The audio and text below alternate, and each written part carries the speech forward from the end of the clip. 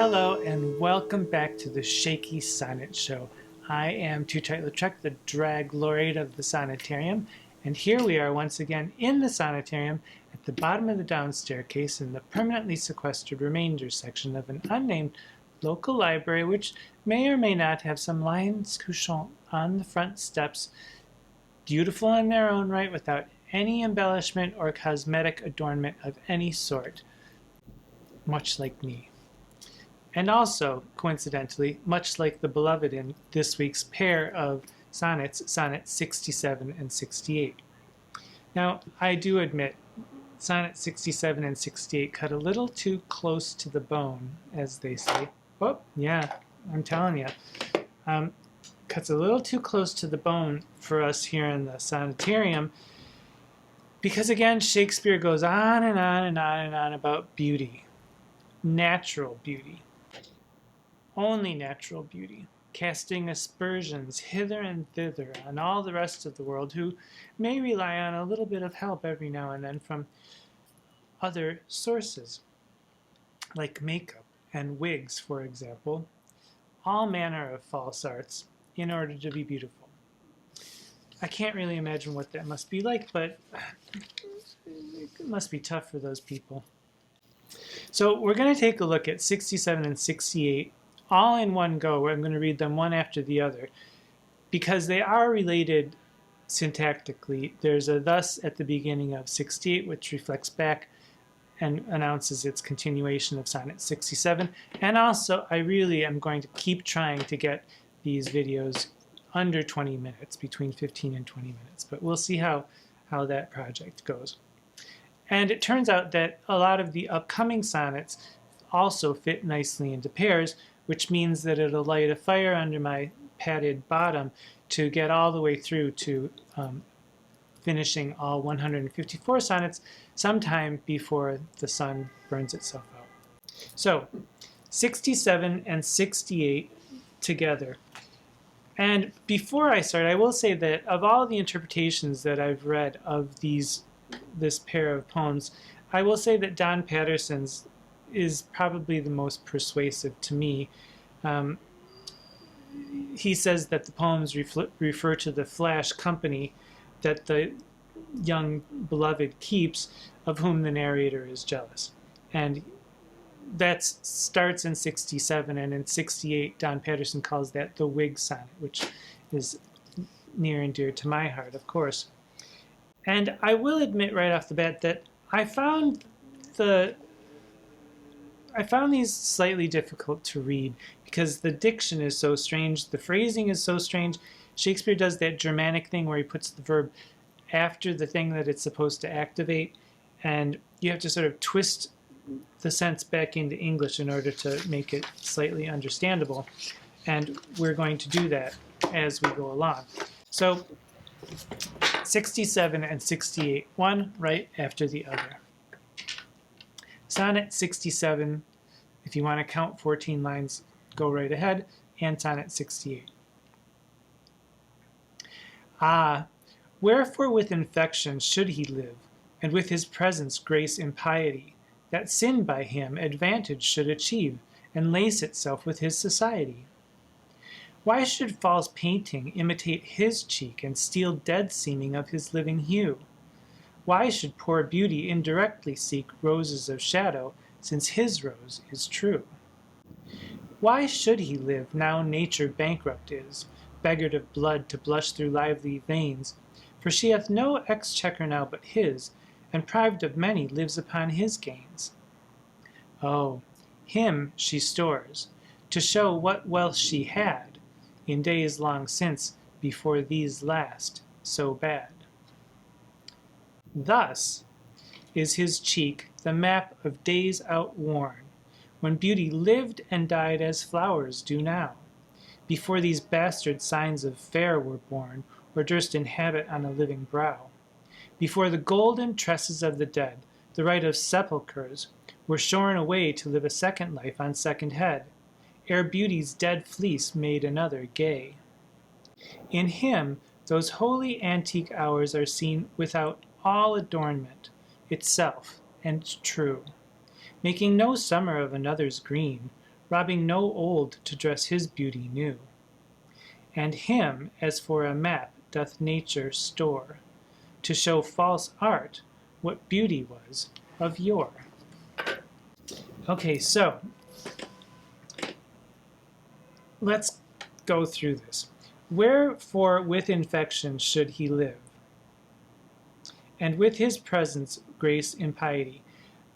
Infection simply means the corrupt age, which we saw a bit of in Sonnet 66. Sonnet 66, tired with all these, for restful death I cry. He kind of delineated all of the corruption in the age.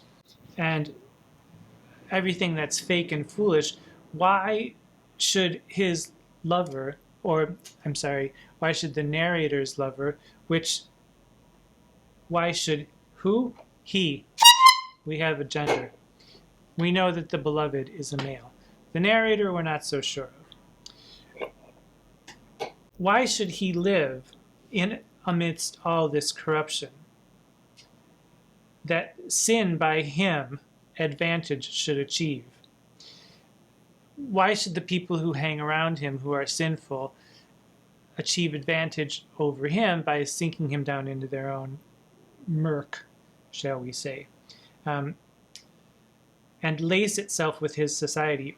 So why should he live among all his foppish friends who are attempting to lace themselves or interweave themselves in among his company and then gain advantage over his pure beauty? His foppish friends who are neither as beautiful nor as good as he is, who are trying to lift themselves up by being around him and by trying to look as good as he does, which they can never do. So why, the first quatrain asks, why should he live among all this trash? Second quatrain, why should false painting, and here we get down to the nub, why should false painting imitate his cheek and steal dead seeming of his living hue? Why should he put on makeup? He needs no makeup. He's beautiful all of his own. His friends, however, are a different story. Just try to look as good as he does. Why should poor beauty, his friends, indirectly seek roses of shadow, since his rose is true? And yes, we've all heard about the rose in the first sonnet too. His rose is true, but also the rose of his cheeks are true. His complexion is wonderful, and he's better looking than anybody could even try to be. Why should he live? Well, there's a question. Why should he live now that nature bankrupt is? Or now that nature is bankrupt? Again, those verbs at the end are sort of annoying me, but we'll work through it. Why should he live now that nature bankrupt is, beggared of blood to blush through lively veins? For she hath no exchequer now but his, and that means nothing left in the bank. She's blown her wad on the beloved, and dare I say she may not have been the last one. Just saying. I don't know, but she's blown her wad of beauty on the beloved, and she's got nothing left, and prived of many lives upon his gains. Because he's living now, she's deprived of all that she's given to anybody else. She can't give any more beauty to anybody else because he's alive now, because she holds him up saying, this is what I can do. This prived upon many is what's in the Penguin version, which is edited by John Kerrigan. And he seems to be the only one who has prived as in an abbreviation of deprived. Everybody else uses proud for that line 11. No, line 13. But it's basically just to say he's a living example of supreme beauty, and nature has bestowed this all upon one man. Now, the couplet, "Oh, him she stores to show what wealth she had past tenth." Nature, the she here is nature. She keeps him alive, she stores him, she keeps him preserved to show what wealth she used to have in days long since. before these last so bad. And here we have that monosyllabic, those last four syllables, these last so bad, to drive home the point that these are bad times that we're living in. Everybody's ugly except my beloved. Nature keeps them alive just so everybody can see she was able to do it once, and isn't that wonderful? So does he live just to be a living example of the supreme beauty that nature can bestow? Why, yes. Yes, he does. So she keeps him alive to show what wealth she had before all the imitators of his beauty skipped onto the scenes in all their satin and tat, in their frock coats and flippity-floppity hats. Oh God, he can do better than that, namely me. And if you'd like to see David Bowie do that, I'll link that below. Now, after this we go straight to Sonnet 68. Thus is his cheek the map of days outworn. Reflecting back on everything that the narrator has just said, and his beauty is a map. It's kind of the road map. It's the blueprint for what nature used to be able to do in days outworn, in long time days, before all these dudes with makeup came onto the scene and tried to be as good looking as he is. Days outworn, when beauty lived and died as flowers do now, before these bastard signs of fair were born as in carried, but also born as in before all these little young fops were born, or durst inhabit on a living brown.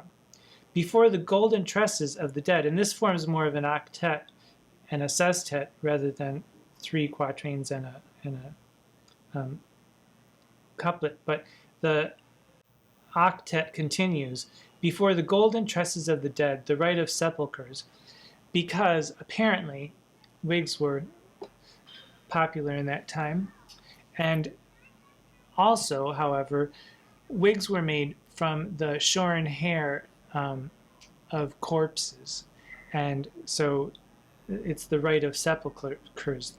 You know, this hair should be dead in the grave with the person it died with, but it's not. It's been shorn off and it being used for a wig that all these fops are attempting to prettify themselves with. To live a second life on second head, ere beauty's dead fleece made another gay.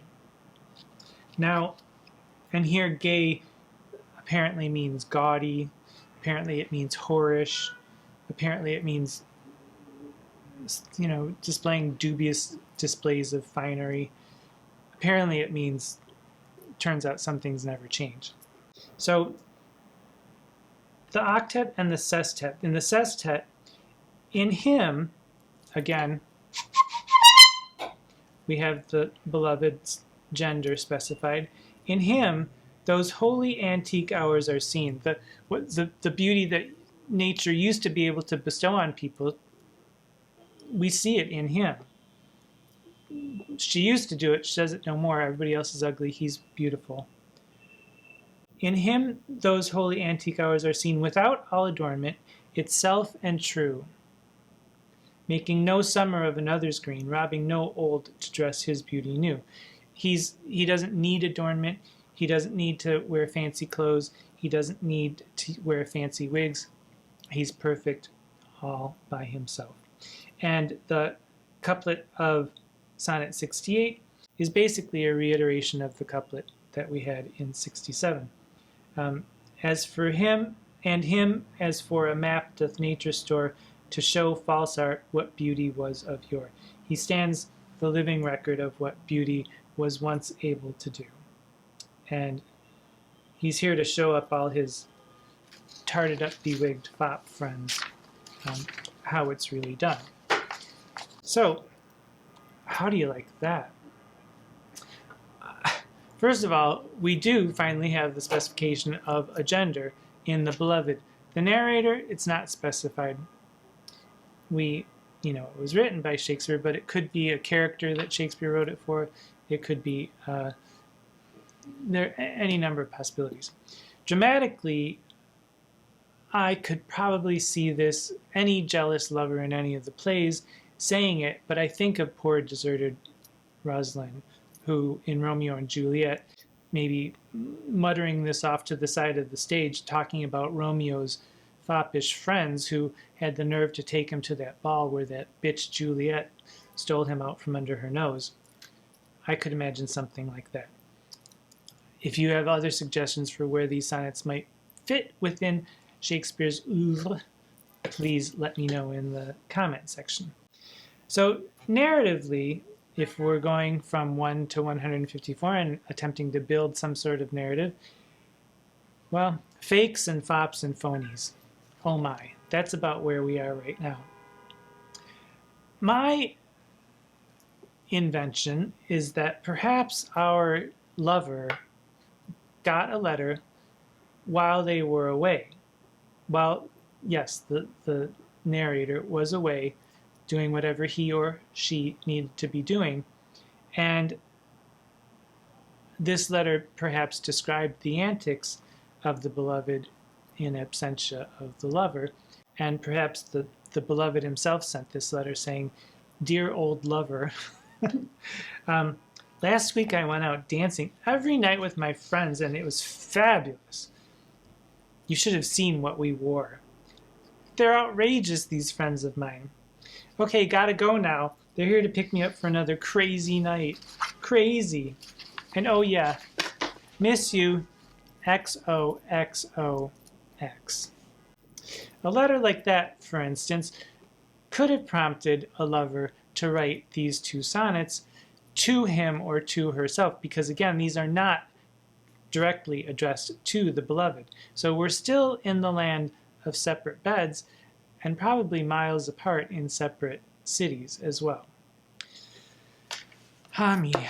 That's the way it's going in the sonnets. But you know, separation is an interesting topic. It keeps the home fires burning, I suppose.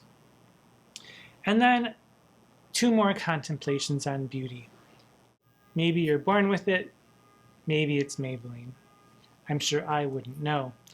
I seem to be able to get by with just a smidgen of chapstick and good, clean, healthy living. If you have some beauty tips for people like me who might need a few, let me know in the comment section. And in the meantime, let's sweep away all the fakery from our eyes and focus on the natural wonders of the world that surround us all the time. And for goodness sake, pay attention. I am cosmetically yours, Tootight Lautrec.